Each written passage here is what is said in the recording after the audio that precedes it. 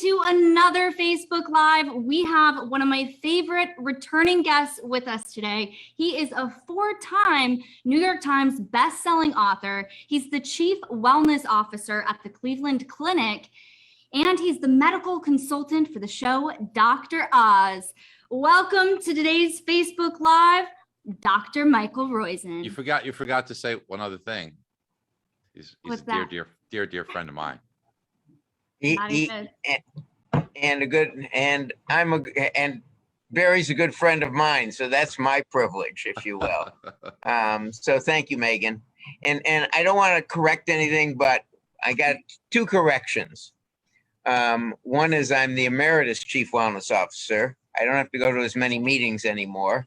And 2, I've actually got 9 New York Times bestsellers, but 4 number 1s.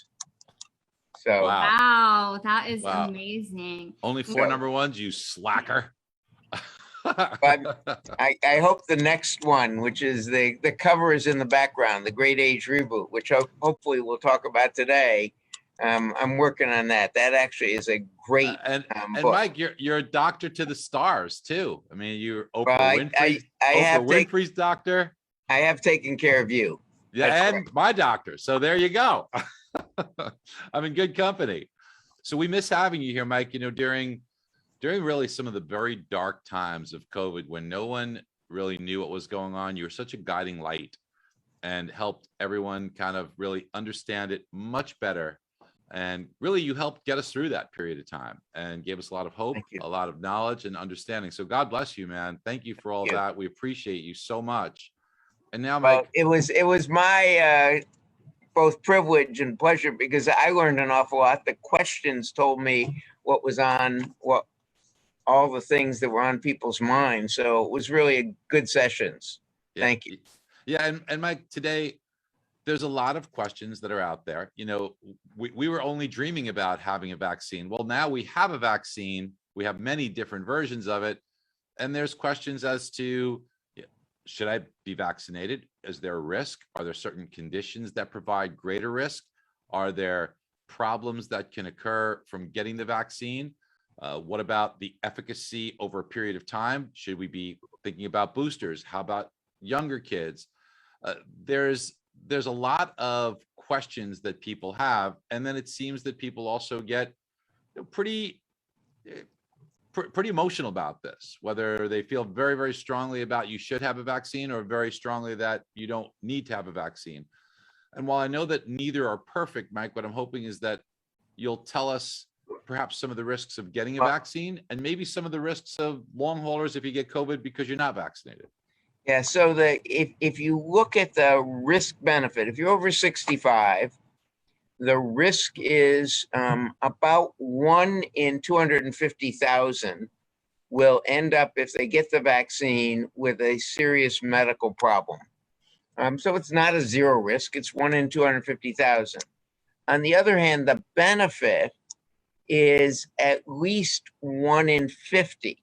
So if you look at that ratio, it's like putting $1 down on a roulette wheel and having at least a 5,000 to 1 or 50,000 to 1, depending on your age and more morbidities, benefit to risk. It's like putting $1 down and saying, I'm going to get 50,000 or I'm going to lose the dollar. So Mike, just to clarify that, I think what you're saying here is that your chances of developing a serious illness from contracting COVID are 1 in 50 if you're over 65. But if you've been vaccinated, it's 1 out of 250,000, right? Well, not exactly. What I am saying is the side effect of the vaccine is 1 in 250,000. That is serious side effects that mean you're going in the 65 and over population. That mean you're going to have a serious detrimental effect, either something that disables you or causes your more serious problem. On the other hand, and that's the highest number we have, in many of the studies, it's 1 in 500,000, but it's in the 1 in 150,000 to 1 in 1 million range in all of the studies, and we accept 1 in 250,000. the risk of your developing, if you're dying or developing a serious long hauler dementia or other problem, if you don't get vaccinated, is someplace between 1 in 25 and 1 in 100, and we accept 1 in 50. So in other words, the benefit to risk of the vaccine alone is about 5,000 to 50,000 to 1, someplace in that for 65 and over, and for people who are obese, have diabetes, have renal failure, have one of the immune deficiency, or being treated for cancer. The risk in people under the age of 65, if you look at it from the same risk-benefit ratio down to 19, is probably still about 1 in 250,000 for the risk of getting the vaccine. The benefit may be only 1 in 200. So again, it is, if you will, less benefit, but still, it's still a huge, I mean, if you look at it, 1 in 200 to 1 in 200,000, that's a 1,000 to 1 benefit, and it's probably a multiple of that. So again, huge benefit to risk ratio. Now, so I want to talk to you about some of those risks if you don't get vaccinated and you contract COVID, about long haulers and things like that, because I don't think people really understand that. But first, let's just stick with the vaccine for a minute.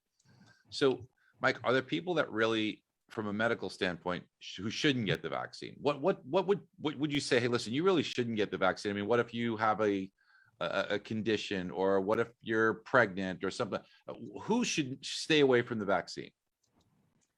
It's only if you have had a anaphylactic reaction or a severe allergic reaction to the vaccine beforehand. I can tell you that when you look at it, those are very tiny. Or if you've had the vaccine, or if you've had a superior sinus, what we call the superior sinus vein. It's a vein in the brain. It's not relating to your sinus itself, other than it's in the area of it, a superior sinus vein occlusion. That's about the only times. And what we say is make sure you're well hydrated before you do it. That's just drinking water or whatever you like to drink beforehand. And if you get a fever, et cetera, afterwards, take aspirin, and then aspirin a little early afterwards. The main risk is these clots. And there's a small incidence of myocarditis, as well as a small incidence of that is inflammation of your heart. And there's a small incidence of the anaphylactic reaction. I think it's a total of, 3 with the Pfizer vaccine, with whatever it is in the United States, 60 million people, and 8 or 7 with the Moderna. So very small numbers on the people who've had severe negative reactions. That's why we can say it's in the 1 in 250,000 to 1 in maybe 500,000 with Moderna. And those are the 2 vaccines that were given to the largest number of people. Now, Mike, what would you say to the people who say, well, we don't really have enough long-term data from people that have received the vaccine, so maybe it seems like it's 1 out of 250,000 today, but what about if we start finding out things that develop 5 years from now, or something like that we hadn't considered? Is that something that is on the radar, or based upon the fact that this is a messenger RNA type vaccine, which is a whole different understanding of it, and I remember you teaching me a lot about this, but the fact that it's a messenger RNA type vaccine, that we mitigate a lot of those concerns that could develop in the future? The people who say we don't know the long-term things are exactly right. On the other hand, in all prior vaccination programs, the serious events have all occurred within 6 weeks. So very unlikely, it's possible, but remember the mRNA is the actual vaccine is largely gone within a few days. and at most 2 weeks. So we get rid of it and we start making the antibodies from it. By the way, that's The such an other- important, that's a really important point that people should understand, is that I think that a lot of people are fearful because they believe that the vaccine resides in your body somehow. And some people get crazy, think there's chips in your body, you know, whatever. But, you know, the fact that the vaccine is gone within a week or two from your system, I think that's a very important thing for people to understand, whether they're making a judgment or not, whether to take this, because it's not as if this stays in your body. All it does is, and you obviously just correct me if I'm wrong here, is essentially tell the proteins to create these specific antibodies so that they're more guarded against when the intruders come in, the virus comes in, they can defend against it instead of having the intruders come in, wreak havoc, and then start to produce something to fight against it. Yeah, let me go and say what mRNA resides in your plasm, not in the DNA, not in the nucleus of the cell. And it is from there that the amino acids come and align with it. And from there is where you get the antibody production. So it is done from a standpoint of, is it changing your genes? Is it even changing the epigenes, the switches for your genes? It isn't doing anything like that because it's residing in your cytoplasm, in the part of the cell that isn't the nucleus, because that's where you make the proteins and that's where you make the antibodies. So from a standpoint of, do I consider this much safer? Look, vaccines aren't perfectly safe, but the vaccine is a hell of a lot better than getting the disease or getting long haulers. From a standpoint of long haul, remember with the Spanish flu, the long haul result that occurred many years afterwards was Parkinson's disease. So most of the Parkinson's disease 40 years after the flu was in fact caused by the flu. The problem with this virus, just so you know, for people saying, well, I'm going to let myself get the virus and get sick, and then I'll have protection. Yes, you'll have protection, but the problem with it is that when you've done the radioactive studies to look at where the virus is going, it's going in the same area, we call them the basal ganglia, that the Spanish flu went, and that Parkinson's disease originates from. So or has a pathology in. Where does it reside, Mike? Where does it reside? It's called the basal ganglia in your brain, and they're the dopamine containing, they're the ones involved in movement disorders. So you see with Parkinson's, you have a tremor. That's where you get the tremor from, is these nuclei. The interesting other part of this is in the long haulers, and we don't have, again, enough data yet on that, but it looks like a third of the people with long haulers, when they get the vaccine, get cured of their long hauler syndrome, which means, heck, maybe it is because the virus is still hiding out and we're getting rid of it when you get the vaccination after you've gotten long haulers. So at least in my mind, this is a vaccine that I willingly, personally step up to. I recommend all my family members get, and that, yes, it isn't perfectly safe, but it's a hell of a lot better, lower risk by a 1 in 5,000 to 1 in 50,000 chance than getting the disease itself, Mike, or than going unvaccinated. So Mike, as always, this is so fascinating, but I just want to drill down on a couple of things. So I understand what you're saying about the long hauler. So by the way, you made me think about it, because then, you know, people who had chickenpox, they can develop shingles much later on in life as well. So is it a similar type of situation where you get the virus, you get over it, you think you're all good, but then it's still in there, and later on it could cause some problems? We don't know that. Okay. Okay, so in the problem in shingles, the virus still lives in your nerve endings. We know that from a lot of studies on pathology of people who've had shingles and look at them after they've passed on, if you will. we don't have that data on this disease in long haulers yet.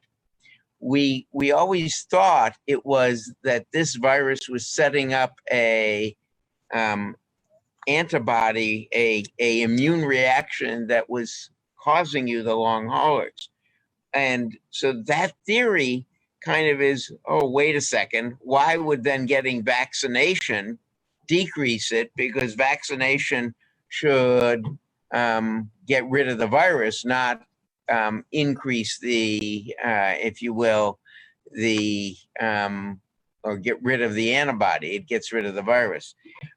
So we're still puzzling over what is long haulers, but it is clear that someplace between 25 and 40% of people who get the disease get long haulers, which means they get symptoms lasting more than 6 weeks later. And at least 10% of those, or 2.5% of the total, get a brain fog. Much worse, much riskier than that alone is much riskier than getting the vaccination. So I've become so 25 to 40% of those who get COVID can be considered susceptible to being in the long haulers. They get long haulers. That's right. Wow. So that's why getting, I mean, and 10% of those get brain fog. So it's 2.5%, if you will get brain fog. To me, that alone massively overweight. What is brain fog? I could tell by the name. That's obviously, you know, what it might, but what does brain fog mean? Just so we understand it better. It means you don't function as well as you did. That is, if you you may remember names, you may have problems with putting 3 thoughts together. I see a couple of patients a week.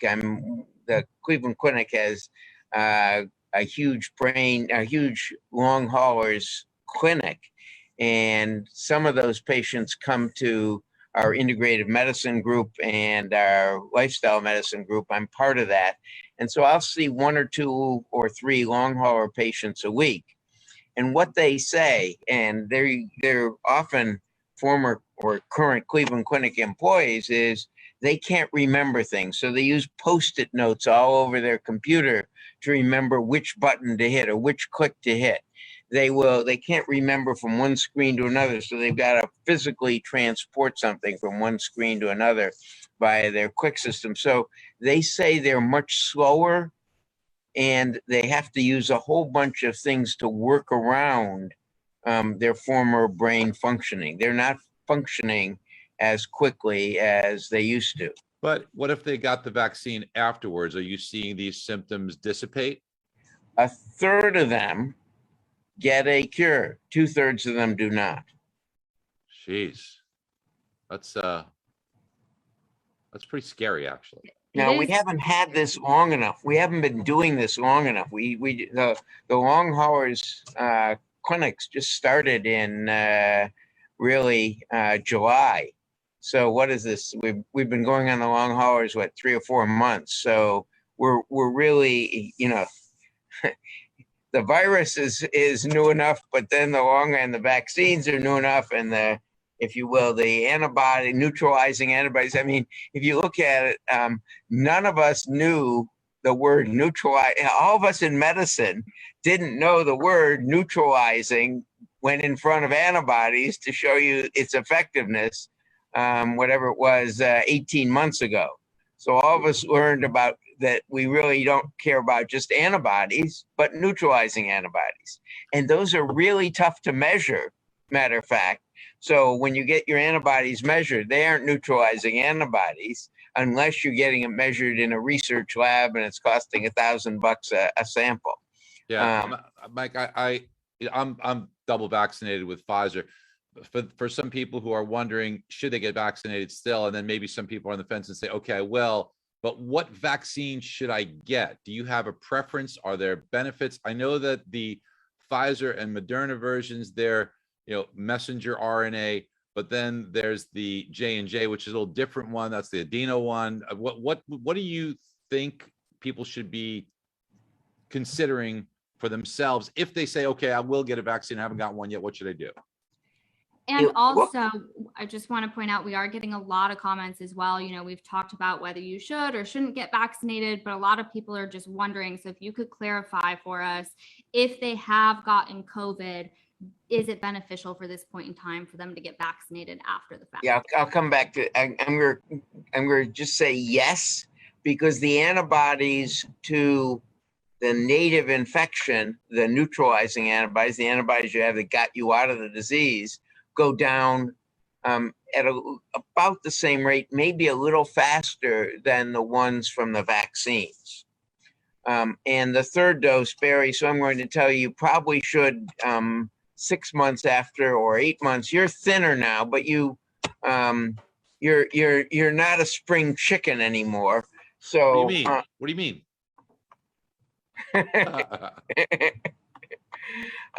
So I would recommend, if you will, I know a little bit about your medical history and your age, et cetera. So although you look 30, you may not be 30 anymore. So the point is that I would, the 8 months, 6 to 8 months after the Moderna and 6 months after Pfizer, the antibodies of people are falling to a level where they can get a booster. Now, the great news about the boosters for both people with disease or getting the original one, Megan, or for people who've gotten vaccinated, is they get a high enough titer that some people are getting what we call plasma cell formation, just like we've had the measles or mumps, where you get a high enough level, those plasma cells go into your bone marrow, and the next time, and you won't need a booster after that third one.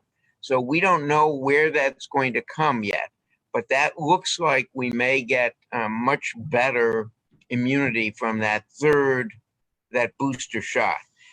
You don't want to get it too early because you don't want to risk the side effects. The side effects look like in the first, I think it is 4 million people who've gotten booster shots. The side effects look like they're the same: sore arm, fever, headache as the main ones. Again, ameliorated to a degree by getting hydrated, by well hydration before and afterwards, and by aspirin that night. But it looks like that's the current pathway. So the answer is yes, there is a benefit. And which preference? I was lucky enough by mistake to get Moderna, not by mistake. It was a random choice at the Cleveland Clinic. We either got Pfizer or Moderna, depending on whether you came on a Monday, Wednesday, Friday, or Tuesday, Thursday for your for the healthcare vaccination. I was there on a Thursday. We had a little less Moderna, so Tuesday and Thursday were Moderna days. So I got that. It turns out that has a little higher protection against the Delta variant than the Pfizer. But the Pfizer is outstanding, and those are both look like they're considerably better at protection than the J&J one shot. J&J two shot, we don't have all the data yet, but it looks like it's as good as the Moderna or Pfizer when given in two shots. So that's where we are in the data on the vaccine. So would I get it even if I had the disease? The answer is yes. Would I get the booster? The answer is at the appropriate time. We don't have the Moderna, but it looks like Moderna will be 8 months, Pfizer 6 months after the first one. And Johnson & Johnson, we don't have the data yet. Now, you did mention that you shouldn't get the booster too soon after you got the vaccine. I'm curious for these people that did get COVID, you know, they are getting those antibodies. So if they were to go to get the vaccine, is there a certain time period that they should wait to do that? We don't have good enough data, but it looks like they're protected for at least 3 months. So there's no need to get it before 3 months after they've had the disease. And so that's when so sometime around 3 months after they get the disease or get rid of the disease is where I'd have it. And a new thing in the news, and it is brought up in the comments as well right now, is people are wondering what your thoughts are on vaccinating children. You know, would love to get the data on it. I have not seen the data. It's been submitted to the FDA, but to my knowledge, it isn't out in the public domain yet. The problem for children, or the problem in doing a risk benefit for children, is children seem to have less risk, but the real benefit is for society more than the individual. And we're starting to see children develop the same long haulers problems, that is the brain fog and some of the other muscle problems that occurred in older, that is people over the age of 20. So we're beginning to see those in kids as well. I don't know where the benefit risk will shake out, other than the benefit for society is clearly there. So can we talk for a minute about the Delta variant? This Delta variant seems to be something that's on people's minds, that at least on the surface, it may be somewhat less lethal. Yeah, let me interrupt you for just a second, Barry, before we go in that, because I want to initially the models were really poorly predictive, but the models have been very predictive. And since we're doing this is kind of the last couple weeks to get the original vaccine and prevent the disease if you're in the Northeast or the part of the country that hasn't, or the West, where it hasn't gotten there yet, and you haven't gotten the vaccine. It takes about 2 to 3 weeks for the vaccine to have a real protective event. And the models, which have been predictive now with Delta, say it's been coming up from initially Arkansas and Mississippi to the rest of the South, and now it's moving in the Northeast. It's moved into Ohio and Indiana after it went through Kentucky and Tennessee, and it's now going to get to your original home state of New Jersey and New York and Vermont, etc., as well as the Midwest and the Western states. So now is the time, if you're debating getting the vaccine, this is the right time to get it from protection from that Delta, and from assuming the models, which have been pretty good on the Delta variant, are still good. This Delta variant, I guess that it's potentially less lethal, but it's more contagious, right? It's a higher R0 factor. Is that the deal with this? Right. So variant? None of us knew. Did you know what R0 was? Well, I had a good teacher named Mike Roizen, so I knew this beforehand. But yes, I did know that prior to R0. I mean, if you look at it, no one knew R0 18 months ago, just like we did anyway. Didn't know neutralizing. You had to have neutralizing antibodies, not just antibodies. R0 is the number of people one person with the disease will infect. And the prototype of a very infectious disease is measles, 18 people. The flu is someplace 1.2 to 1.8. The original variant, the alpha variant, now called the alpha variant of this, was someplace in the 1.6 range. This is about 5. It's someplace between 5 and 6. It's quoted variably between 5.2 and 5.8. So one kid gets it, he'll spread it to 5 people or 6 people. It's crazy, but it's somewhat less lethal, correct? We think it is about as lethal. We think because there was such a great push and success, you got to give credit to both Trump, especially and Fauci for getting the vaccine done. One of these days, the story on how that happened and how they pushed each other to get the vaccine, and then for Biden for distributing it. But we got it so well distributed and so well produced to the elderly group that we're not seeing, it is 85% of the 85 and over are vaccinated. And it's something like 78% of those 65 and over. So that's where and we don't understand this because it is usually the viruses are more lethal in the very young as well as the very old. This hasn't been. So again, it's another thing we don't understand about this virus. Now, one thing with this virus is, we've seen this Delta variant come out. At this point in time, do you foresee other variants to follow? And we're also getting into the cold season. And I know originally, when this all happened, it was discussed, and we had you on last time talking about how it spreads a little bit more during those winter months. So do you think that the numbers are going to rise during these winter months? Well, I think we'll probably get another spike, but it'll be much smaller because we'll have so much relative herd immunity. That is, if you look at the number of people who've gotten the disease and the number of people who've gotten the vaccine, assuming we get boosters and assuming that kids get vaccinated, we expect that it will go, that the bumps in this, the peaks, will be 1/10 or less of what they've been. So the model that I saw on an FDA briefing was we had 150,000 people infected, new infections on average each day last week or the week before.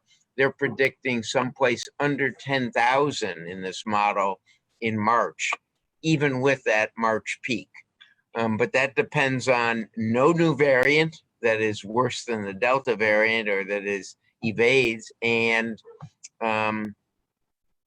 the kids do get vaccinated in an appreciable number.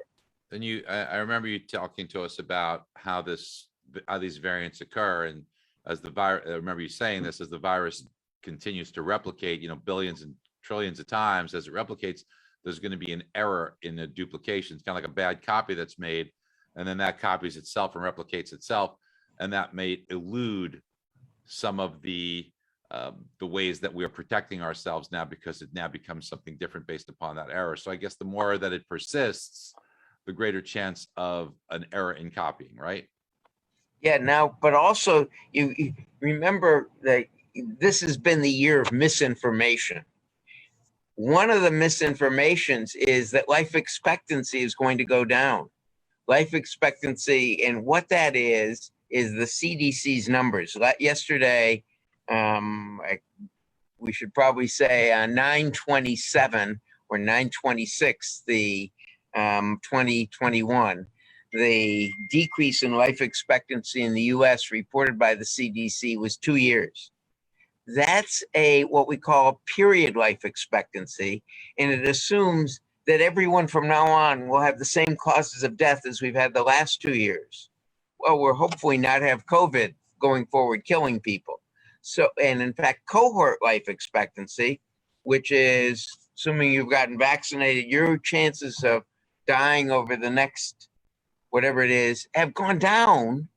Your life expectancy actually went up, because all of this new technology in vaccines and in science will be used to improve your life. And in fact, that's part of what we're talking about in the Great Age Reboot. This is an exponential increase in the science of aging has occurred. And it's very likely that instead of us living 2.5 years longer every 10 years, the way we have in prior decades, so from 1890 till now, we've extended life expectancy from about 44 to now about 78. And it's going to probably go up by 30 years in this next decade. That is just like we've had Moore's Law with this incredible expansion. The next disruptor is longevity, and it's going to change everything. From a mortgage standpoint, I'm not going to leave my home for a darn while, right? If at 95, I'm still working, why should I leave my home and move someplace else? And I'm not going to try and find a burial plot yet, if you will. I remember it was really exciting when you were telling me about this, that I believe that you said probably by the end of this decade that life expectancy will increase by at least maybe another 10 or 20 years. Can you, and that's not just life expectancy, that's health expectancy, right? So it's not like you're just alive, but you're Oh, you're rebooted back. You're That's rebooted. the incredible thing. You're gonna be as young as Megan is. Well, you know what? Let me just ask you to could you explain it to me? And I was really fascinated by it. I believe that you told me that the age portion of where the genes kind of like die off is switched back, and it doesn't just switch off to regenerate those genes. Well, you don't lose any of the genes. We used to think when the Human Genome Project was started, we had enough DNA for 300,000 genes, but we found out both the group by Francis Collins and by Craig Venter, when they produced it in 2003, we only had 22,500 genes. So what was the rest of the DNA? It was initially called junk DNA. But what we've learned is it switches. It's epigenes that turn on and off your genes. So you're a genetic engineer, even though you didn't know it, by switching on and off your genes. For example, when you exercise, when you do muscle activity, your muscle turns on a gene called irresin. That gene that produces irresin is a small peptide. And that irresin gets across your blood-brain barrier and causes your brain memory center to grow, meaning you have a lot less risk of getting dementia if you exercise, because you're turning on the gene in muscle by exercising that produces irresin. So you're a genetic engineer that gets to change how your genes are on or off. And it's as simple as stress management or exercise or the food you choose, etc. So what the point is, that isn't junk DNA. That's DNA that will help us control how long and well we live. And just imagine if you're not, every gene you were born with is still there. So the genes that turn some cells into heart cells and some cells into brain cells and some into liver cells, if you could turn those back on, you can get a new liver, a new heart, new brain cells. And we're getting close. Yamanaka did the work, got the Nobel Prize for finding out how to reboot mice. Well, we've got a lot of the same genes of mice, and they're starting to do this in humans, but it'll probably be organ by organ. So you want to stay as young as possible. That's why you're getting thin and exercising, eating right, managing stress, having a passion for life, Barry, is so important, and a purpose in life is so important for your being prepared for that reboot when it comes. And you still think that that's by the end of this decade, Mike? Well, I don't know whether it's going to be, it'll happen in Japan before it happens here, because their regulatory framework is a little better for what we call aging mechanism research and applying it to humans. But sometime between 2028 and 2035, it's very likely. So I don't know whether it'll be, whether that jump will occur this year or next year, and we'll get it translated by 2028, or whether it'll occur in 5 or 7 years. But I think with at least an 80% probability. Let me tell you, I'm going to give you a story that told me. I say this to a guy named Albert Ratner, and who's a co-author on the next book, The Great Age Reboot. Albert was the CEO and chair of the board of Forest City Enterprises, so a real estate firm you probably are familiar with. But in any case, he says to me, when I say this, he says, it's happening now. It isn't just in 2030. And so this story brings that home. I had a friend, one of my wife's classmates in high school. So I'm 75, as you know, I think. And my wife is 75 too. Her classmate was 75. And about 4.5 months ago, he was told he was having trouble breathing. He went in, got a CT scan or an MRI of his lung. He had metastatic lung cancer, lung, brain, some bone, etc. And he said, I'm just going to, he was at a small hospital in rural, just outside, suburban to rural Philadelphia. And he said, I'm just, took him 2 months to even get a biopsy there. So finally, I get on the phone with him, and it took me a month and a half, 6 phone calls, probably an hour on average, to persuade him to get to a major medical center. He finally got there 2 months ago. He called last night, literally last night, and he said, Mike, you're not going to believe this, but I'm cancer-free, just as you said I had a chance of being. And it's because they found a drug, two-drug combination that got his immune system to attack the cancer. And he isn't just cancer-free. He was given 6 months to live. It was so metastatic. And that was probably an overestimate. And it was.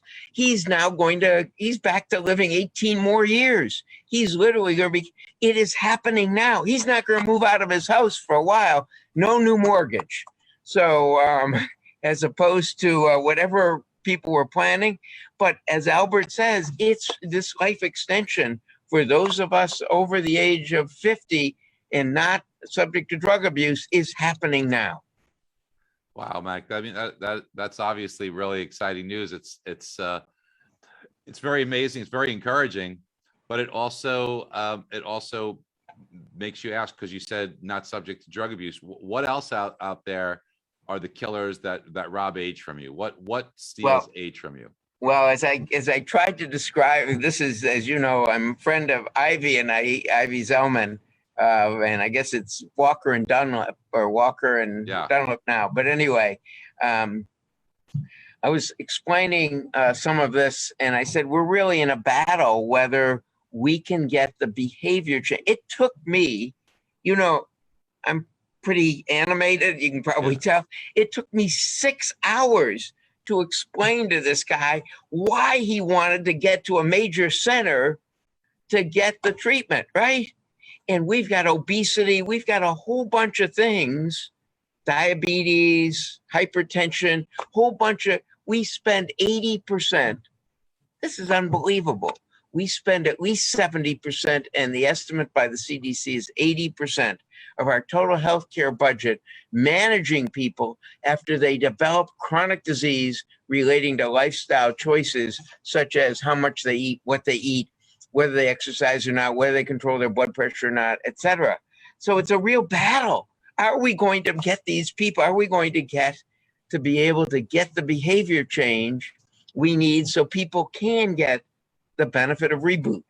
Most of the people, my guess is, Barry, looking at your face, you've lost a bunch of weight since we actually had you. Not that much, like 10 pounds, 12 pounds. That's all you need to lose, though. It's an amazing thing. When you lose just a little bit, it's resetting all your genes. It's actually amazing. And so because of that, that it is, it will be a battle whether we get a whole bunch of people to lose 10 pounds or they gain 10 pounds and die of obesity and diabetes.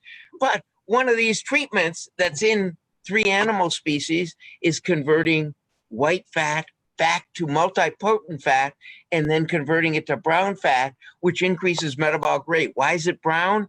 It looks brown because there are more mitochondria, which are what we have when we're newborns to generate heat to keep us warm. Well, that'll wipe out obesity. 3 species have it. Maybe we can do it in humans. The people who do it, a group of companies say it's only 3 or 5 years away at most for humans. Imagine if we can do that. But the question is, will we be able to get enough behavior change so that people will actually do the right thing, that is, take care of themselves? In my concept, I mean, this is crazy that we've made the vaccine a political thing. It ain't political. It's a pure medical thing. Do you want to stay alive without long hauler syndrome or not? Would you bet? You've got a show in Las Vegas, right? I don't know if you still have it, but you used to. Would you put a buck down on a roulette table if you could get 40,000 back versus losing the buck? That's what getting the vaccine is. It's a 40,000. It's at least a 10,000 to 1 shot. Amazing. But I like the way you put it. It's shouldn't be really political. It should just be a choice that you make based on looking at the odds. I like that. Megan, do we have questions for Mike that you're seeing? Well, first off, I just want to say if you guys are interested in getting his latest book, The Great Age Reboot, I believe it comes out January 4th. That's what I saw, but I did put the Amazon link in the comments so that you guys can go ahead and pre-order it, please. Make my day. We got to do that for you, Mike. Yeah, so go ahead and do that. As far as other comments that we have. By the way, it isn't just, I want to tell you, the book isn't just about the science changes and what you can do.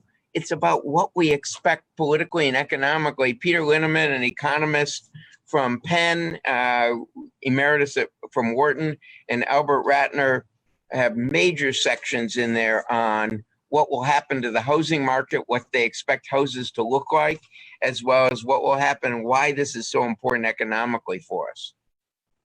What are we going to do, Mike, when everybody's living 30 years longer? That's going to be, I mean, it's a beautiful thing, but it's definitely not without its set of challenges, right? People are going to need more money. But the compounding effect, if you're living 30 years more healthy, you're not going to want to be retired for 30 years. That's and right. You're going to work. We'll change the retirement age to 75. It'll be a political battle, obviously. And we'll get people like Australia and Holland and Singapore to put in a fixed amount of their money into a savings account early in life. The compounding effect makes it enormous. And what it does is in the calculations by 2050, we're going to have to lower tax rates by a considerable amount, even solving the income and wealth inequality gap. We'll have to lower tax rates to have only a balanced budget. So it's because people are going to, if you have fewer children as a percent, we'll go from 25 to 19% of the people will be under the age of 21 where we have to support them. It's expensive, if you will, and people over the age of 65 will be working 20 or so years longer. If you're going to live to 110, you're not going to want to retire at 55. So the point is, you're going to be paying into Social Security, Medicare, and the trust funds, but it will be, the point is, it will be a race on the next, it reminds me of the race of the internet, if you will, in that 1998 to 2001 period. And then, it got good and strong enough so that our whole standard of living is changed because of it. Yeah. I remember, Mike, when I came to see you for the whole evaluation and you said, well, your number's 109. I was like, okay, I'll take it. But you said 110, so I'll see if I get an extra one out of you there. So, any other questions, Megan, before we let Mike resume his incredibly busy day? And Mike, you're so kind to us. We really appreciate you and love you. My privilege. My privilege. We have one question that a few people are asking, and I haven't really heard much about it, so I am curious. They want to know, please discuss, I'm sorry if I say this wrong, ivermectin and the ban ivermectin and the ban in the United States, while in India, Venezuela, and other countries are having good successes. The randomized controlled studies show that it has about the effect of a placebo on this so far. There are 13 well-done randomized controlled trials. There are 2 were recently withdrawn, one from Iran and one from, I believe, Brazil, from forged data. And those were the 2 that showed the most positive benefit. We were really looking forward to this. And early on, I don't know if you remember, I talked to the guy from France who did a lot of the work on hydroxychloroquine. We were very hopeful. I still think, there's got to be a breakthrough in this area. I don't think it is ivermectin looking at the data. That is, don't get me wrong. It is as good as placebo, and the placebo is not without benefit. It has benefit. You feel better. And so it is, in the studies, it has the same type of benefit as placebo compared to the nothing. But as far as death and ICU, I wish it did that. We just don't have data showing that it does it. So ivermectin, useful for animals, useful for some parasitic diseases. It we just don't have data that's, and I wish we did, but we just don't have data that shows it is effective at either preventing hospitalization or preventing disease or preventing transmission with the Delta variant. Now, what we will get, I think there's going to be a scientific breakthrough with a vaccine against the fusion protein. That is the protein that is needed to not only get attachment, but to insert the virus into your cells. And whether that is a drug or whether that is a vaccine, I think we'll get something along those lines, because there is so much effort being put into it. And so I wish I could tell you, Megan, that ivermectin is what we should take, but I really believe that right now the best protection all of us can get is to get vaccinated, and for Barry and myself to get our boosters when our time is due. Well, Mike, I have one other question before we close it out here. I just got a new puppy and I couldn't help myself. I'm at the store and I pick up this Time magazine, The Mind of Dogs. And in here, they have dogs wearing face masks. Dr. Mike, does my dog need to wear a face mask? well, do I need to wear a face mask, Mike? Let me go on the dogs first, or the cats. Until dogs and cats get it and transmit it to humans in large numbers. There are a few case reports, but not. I mean, that's. I'm more worried about the flu and us getting a bad flu season, because we haven't had a flu season. And if you look at Argentina and Brazil and if you will, Australia, they aren't getting one this year. So it doesn't look like there's a bad flu season. I don't know whether it's because they're wearing masks or whether it's because the flu is being outgunned by COVID-19. But we will get that season. Now, masks, until you're with a whole bunch of people who can't transmit it and you're pretty sure they're all vaccinated, I wear masks indoors still. The Cleveland Clinic, just to give you my official Cleveland Clinic recommendation, is whenever I go someplace where there's another person, I'm supposed to do this. And in fact, if you want to make sure you put on 2 of these, this has, in the large scale studies, about a 12% reduction. So is 12% enough to inconvenience you? You have to make that judgment. 2 gives you about a 30% protection. And an N95, if you wear one of those, which I happen to have for, when I go to football games or something else, and I'm in a restaurant, until I start eating, that's what I've got to do inside. That gives you about 95, maybe 97% protection. Now, we've had football games all across the country, right? Now for, I think, 3 weeks. Cleveland Browns are 2-1, so 3 weeks. If you will, we haven't had mass outbreaks.